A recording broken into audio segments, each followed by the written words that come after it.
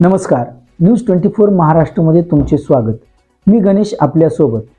पिंपरी चिंचवड शहरातील पिंपरी चिंचवड व बोसरी विधानसभेवर राष्ट्रवादी काँग्रेस पार्टी अजितदादा पवार पक्षाने दावा केला। 22 सप्टेंबर रोजी आमदार अण्णा बनसोडे यांच्या अध्यक्षतेखाली पिंपरी चिंचवड शहर जिल्हा राष्ट्रवादी काँग्रेस पार्टी शहर कार्यकारिणीची पिंपरी येथील खराळवाडी येथील मध्यवर्ती कार्यालयात बैठक पार पडली। या बैठकीत आगामी विधानसभा निवडणुकीसाठी शहरातील पिंपरी चिंचवड व बोसरी हे 3 मतदारसंघ राष्ट्रवादी काँग्रेस पार्टी निवडणूक लढणार असा बहुमताने ठराव पारित करून अजितदादांकडे मागणी केली। पिंपरी विधानसभा हा राष्ट्रवादीच्या कोट्यातील अधिकृत उमेदवार संघ, त्या व्यतिरिक्त बोसरी व चिंचवड विधानसभेमध्ये देखील राष्ट्रवादी पक्षाची फार मोठी ताकद आहे।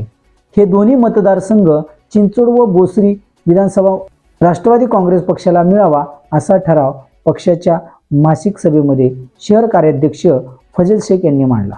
त्या ठरावाला महिला अध्यक्षा कविता आल्हाट यांनी अनुमोदन दिले।